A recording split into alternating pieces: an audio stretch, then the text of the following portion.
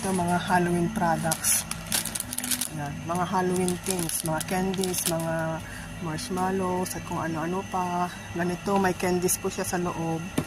Yan. Malapit na naman kasi ang Halloween. Yan, maganda po siya. Puro mga Halloween items. Halloween ang ano nila, team nila. Mga insurance.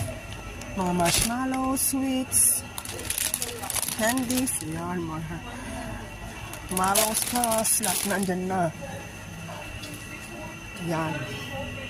Mga costumes.